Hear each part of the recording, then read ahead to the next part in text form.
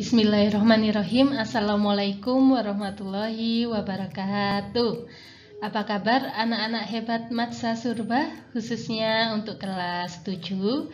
Alhamdulillah, kemarin anak-anak sudah mengerjakan soal penilaian tengah semester. Hari ini Bu Mita akan melanjutkan materi di bab 2 yang masih ada kaitannya dengan kerjasama. Nah, namun kemarin anak-anak sudah mempelajari pengertian kerjasama, lalu bentuk-bentuknya seperti apa. Nah, sekarang anak-anak mempelajari kaitannya dengan kerjasama di lingkup sekolah, masyarakat, dan lingkupnya negara. Jadi, penerapan dalam kehidupan sehari-hari kaitannya dengan kerjasama di lingkungan yang sudah Bu Mita sebutkan tadi. Anak-anak, sebelum kita memulai pembelajaran hari ini, marilah kita membaca doa terlebih dahulu. A'udzubillahi minasyaitonirrajim. Bismillahirrahmanirrahim. Raditu billahi robba wa bil islami dina wa bi muhammadin nabiyya wa rasulah. Rabbi zidni ilma warzuqni fahma waj'alni min ibadika sholihin. Amin amin ya rabbal alamin. Anak-anak, langsung saja Bu Mita akan membacakan kaitannya dengan kompetensi dasar yang akan kita capai. Yang pertama, menganalisis pentingnya kerjasama dalam berbagai bidang kehidupan di masyarakat. Yang kedua, melaksanakan tanggung jawab dalam bekerja sama di berbagai bidang kehidupan masyarakat. Adapun tujuan pembelajaran yang akan kita capai, yang pertama adalah siswa dapat menyebutkan bentuk kerjasama dalam berbagai bidang kehidupan. Yang kedua, siswa dapat memberikan contoh konkret kerjasama dalam bidang kehidupan. Oke anak-anak, yang pertama yakni kerjasama di lingkup sekolah. Nah, kalau kita lihat kerjasama itu kan kaitannya dengan saling membantu, saling tolong-menolong, yang tujuannya adalah tujuan untuk kepentingan bersama. Nah, di sini Bu Mita kasih contoh, kalau misalnya kalau kita membicarakan tentang lingkup sekolah, pasti ada kepala sekolah, wakil-wakilnya, dewan guru, pegawai sekolah, dan juga pasti ada kaitannya dengan anak-anak, ada kaitannya dengan wali murid juga, ada kaitannya dengan paguyuban wali murid. Nah, ini bisa dijadikan suatu kerjasama yang ada kaitannya dengan pembelajaran, ada kaitannya dengan program kurikulum, ataupun ada kaitannya dengan ujian-ujian dan seterusnya yang ada di sekolah. Nah, ini kalau misalnya diberikan contoh dari kerjasama kalau misalnya kepala sekolah dengan dewan guru. Nah, berarti antara Pak Riyadi dengan Bu Miftah, dengan Bu Novi, dan dengan Bapak Ibu guru yang lainnya. Nah, contoh kerjasamanya apa, Bu? Misal menyelesaikan soal PTS yang kalian kerjakan kemarin anak-anak. Nah, Bapak Ibu guru membuat soal, lalu kepala sekolah ini kerjasamanya apa, Bu? Kaitannya dengan soal tersebut. Nah, bisa mengkoordinir soal-soal yang sudah dikumpulkan oleh Bapak Ibu guru. Nah, bisa juga kerjasama dengan anak-anak karena ada kaitannya dengan pengerjaan soal. Nah, ini bisa dikaitkan dengan kerjasama di lingkup sekolah. Karena kalau misalnya anak-anak sudah mengumpulkan, sudah menyelesaikan tugas PTS, maka itu ada kerjasama dengan Bapak Ibu guru anak-anak, misalnya kaitannya dengan penilaian. Jadi kalau anak-anak tertib mengumpulkan, akhirnya Bapak Ibu guru juga akan lancar mengerjakan penilaian dari ujian tersebut. Tetapi kalau misalnya anak-anak tidak mengerjakan tepat waktu, misal ujian PTS-nya PPKN hari ini, anak-anak mengumpulkannya masih besok, akhirnya yang terjadi Bu Mita tidak bisa merekap nilai yang anak-anak kerjakan karena anak-anak tidak bisa bekerja sama dengan Bu Miftah, tidak bisa membantu Bu Miftah mempercepat pekerjaannya Bu Miftah, misalnya seperti itu. Nah, itu contoh kerjasama anak-anak.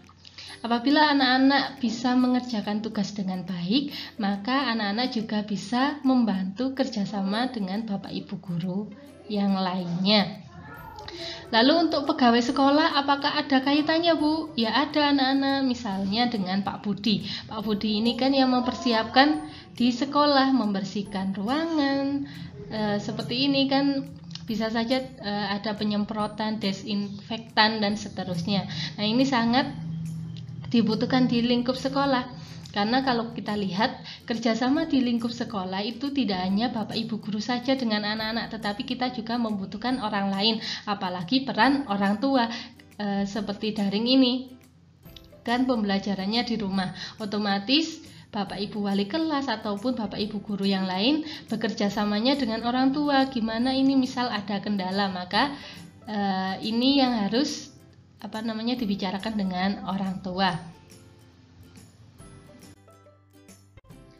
Nah, di sini kaitannya masih dengan kerjasama di lingkup sekolah, bisa dilakukan dengan cara sebagai berikut anak-anak. Yang pertama, tentukan arah dan raih tujuan bersama. Nah, tujuannya apa anak-anak sekolah? Misal di lingkup sekolah ini pasti yakni menuntut ilmu, mendapatkan pengetahuan dari Bapak Ibu yang menyampaikan materi kaitannya dengan pembelajaran tersebut. Nah, harus ditentukan arahnya apa, apakah anak-anak harus mengerti, apakah anak-anak harus menerapkan dalam kehidupan sehari-hari dengan memberikan contoh nilai-nilai positif atau nilai-nilai moral yang ada dalam pembelajaran tersebut. Nah, sesuai dengan pembelajaran masing-masing. Yang kedua, berpartisipasi secara aktif menyusun dan melaksanakan aturan sekolah.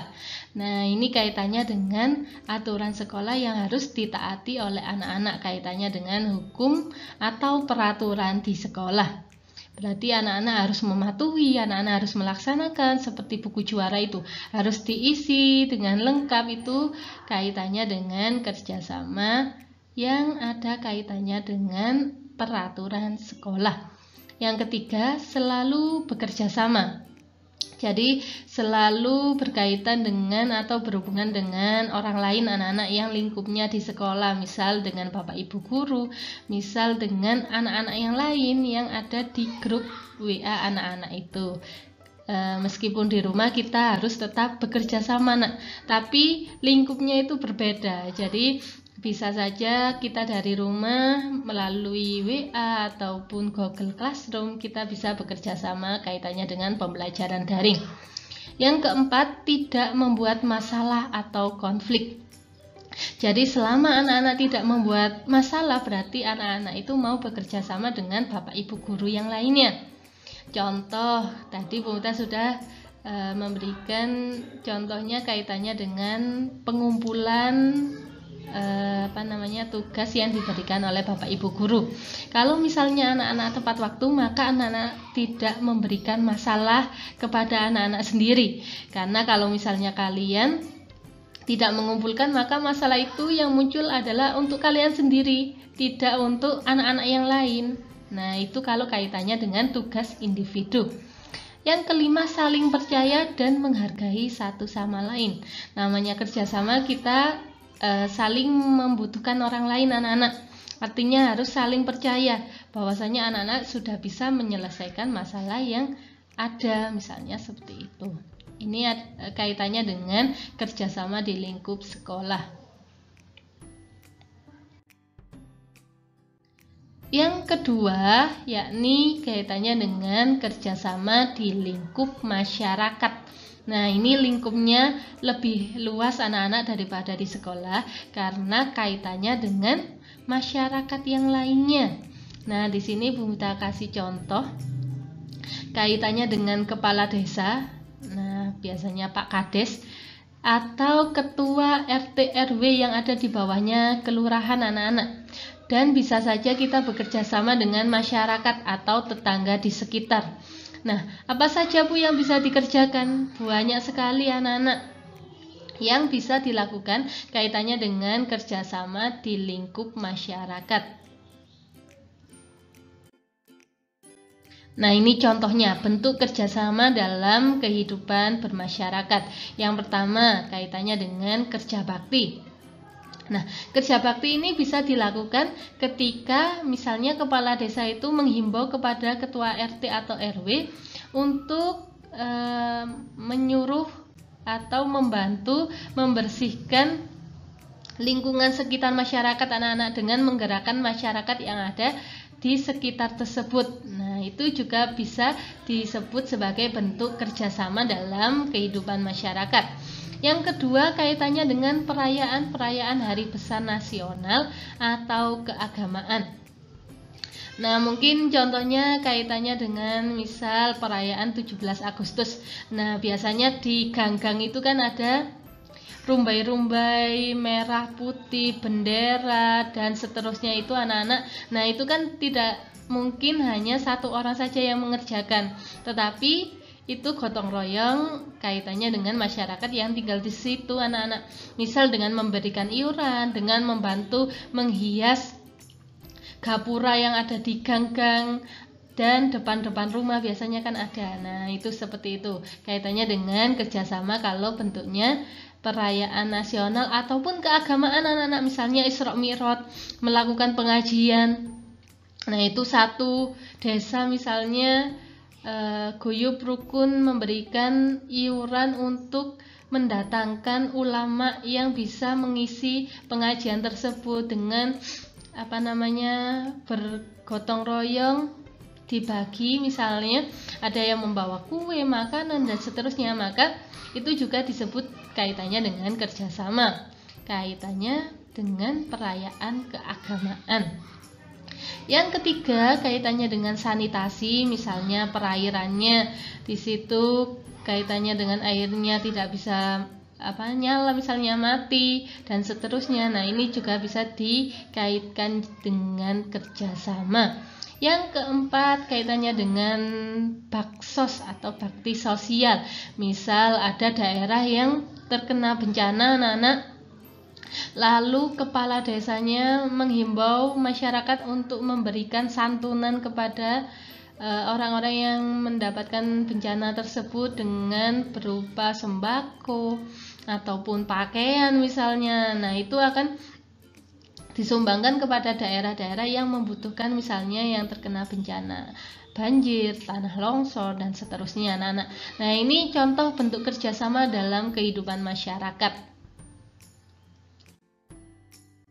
Yang ketiga, kaitannya dengan kerjasama di lingkup berbangsa dan bernegara. Jadi ini lebih luas lagi kaitannya dalam lingkup masyarakat, karena ini sudah menyangkut se-Indonesia, anak-anak. Maka di sini Bu Miftah kaitkan antara pemerintah dengan warga negaranya. Kalau tadi lingkupnya hanya kepala desa dengan masyarakat dan perangkat-perangkatnya, sekarang ini lebih luas lagi, nak. Kaitannya dengan pemerintah, bisa presiden, wapres, anggota DPR, DPD, DPRD, dan seterusnya. Yang ada kaitannya dengan kerjasama warga negaranya, seperti anak-anak. Bu Miftah ini kan warga negara yang ada lingkupnya di Indonesia.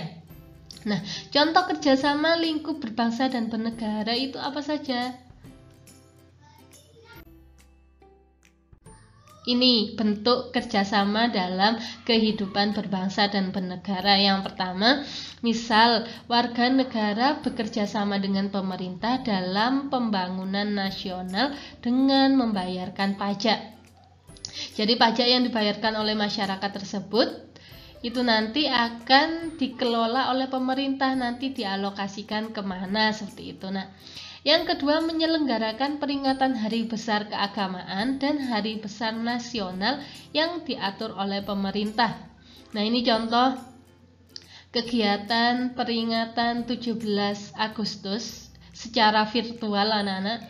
Jadi selama pandemi ini tetap kita merayakan kemerdekaan meskipun caranya berbeda. Yang ketiga, berperan aktif dalam mendukung pelaksanaan program-program dari pemerintah. Jadi apa yang dianjurkan oleh pemerintah melalui undang-undang yang dibuat oleh pemerintah itu kita laksanakan. Ini juga termasuk bentuk kerjasama kita sebagai warga negara yang patuh terhadap peraturan yang dibuat oleh pemerintah. Jadi banyak sekali bentuk kerjasama yang bisa dilakukan. Di sini Bunda hanya memberikan contoh 3 saja. Nanti anak-anak bisa membaca dalam sumber-sumber yang lain. Misal di buku, silakan kalian baca anak-anak buat referensi. Mungkin sekian yang bisa Bunda sampaikan kaitannya dengan penerapan kerjasama dalam bidang keluarga, masyarakat, dan berbangsa dan bernegara. Hari ini kita Zoom, jadi tugasnya melalui Zoom ya anak-anak. Nanti Bunda akan menanyakan apa yang sudah Bunda sampaikan di video ini. Terima kasih anak-anak sudah menyaksikan video yang Bunda share di YouTube. Semangat belajarnya. Bunda akhiri. Wassalamualaikum warahmatullahi wabarakatuh.